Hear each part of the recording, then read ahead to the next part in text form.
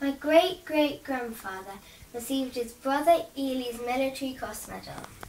The following is a statement of the services for which the decoration was awarded.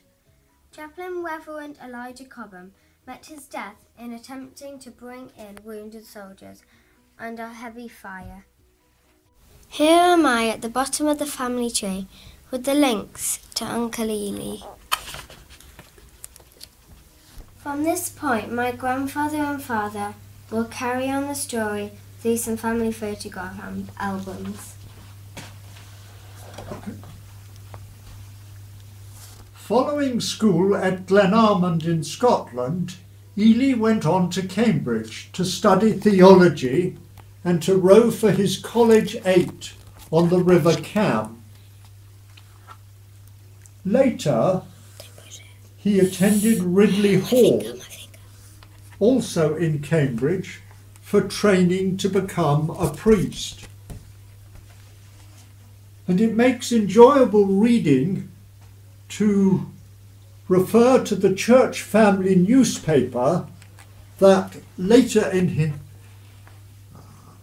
contained an obituary and explained some of his exploits at Ridley Hall. I quote, "As I look at this photograph, it brings back to me memories of Ridley Hall and of Elijah Cobham. He kept in his rooms immediately above me and lived with Spartan simplicity even in those days. I quote, 'One cup for myself and another for my friend was all I need,' he used to say. His wall was devoid of pictures, but hanging on the nails left by other occupants were pieces of string, hammers and the like. His narrow mantelpiece was augmented with a shelf taken from his bookcase, fastened to the wall with pieces of metal which should have surrounded the keyhole of his door. Half of his tablecloth was devoted to covering his bookcase and hiding the books that were not there. His bedmaker used to enter his room with fear and trembling, because an elaborate system of weights and pulleys used to hang and bang it as soon as your hand was taken away. Cobham was an early riser and had an alarm clock which, instead of boiling a kettle, used to sever a string. This released a heavy weight which fell on the floor with a bang. As my bedroom was directly underneath, I was also an early riser. We used to take our early morning dip in a bathroom situated at the very top of a tower. On the floor were blankets, and as these were not changed often enough to suit Cobham, he one day garlanded the outside of the tower with them. Always full of fun, when snow came, he protested against lessons and most successfully reduced the attendance by bombarding those who would have attended. Having lived in Canada, the snow seemed to have a wonderful fascination for him, and he spent the greater part of one night erecting a snowman of heroic size outside the principal's door.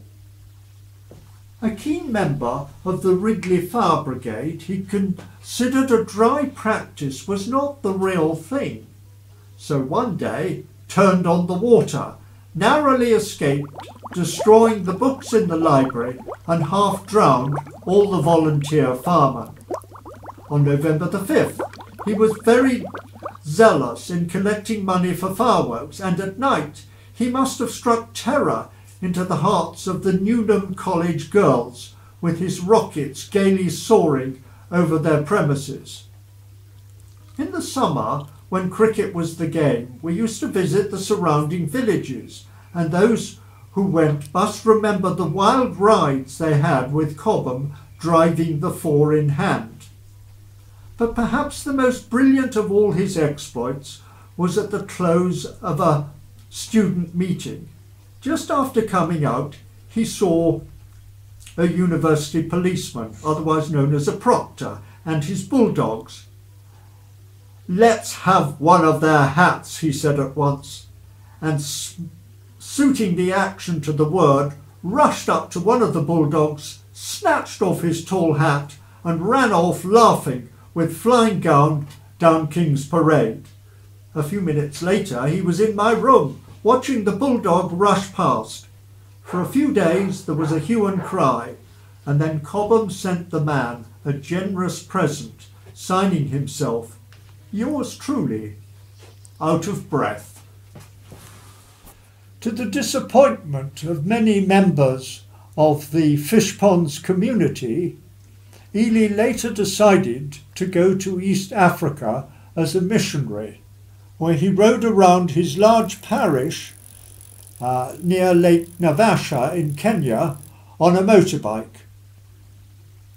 There are several pictures of Ely back home on leave, enjoying times with his family, 3 sisters living in England and his mother, and also shown his sister and her husband, who were fellow missionaries also in Kenya. Also shown are pictures of some of the family's dogs and various antics. Playing leapfrog with his sister Nellie. And here are the family dogs. That's his nephew with Bob, the dog. And there's True with his sister. Don. Bob again. Pups, Scan and True with his sister Nellie. Oh, and look at Scamp. There's Bob by the seaside. Bob again. And Dr. Jim.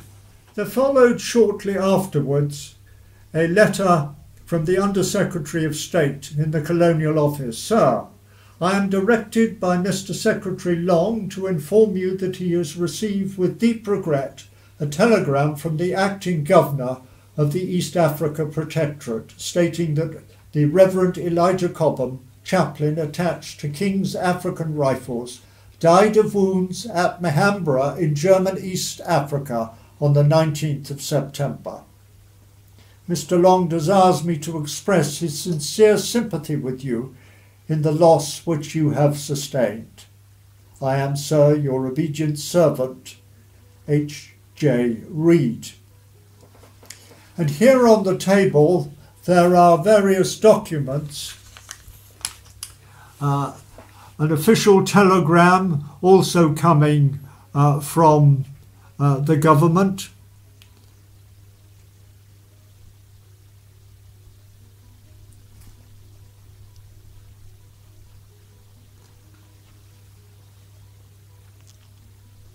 A message from King George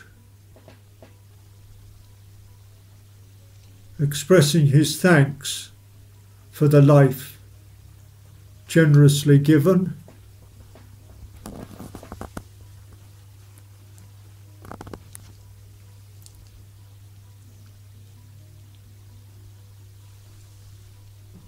And finally, a picture of the grave.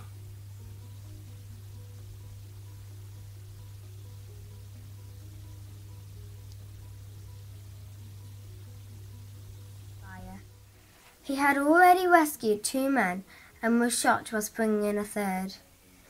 An officer who exercised a great power for good over all ranks, and one who could ill be spared.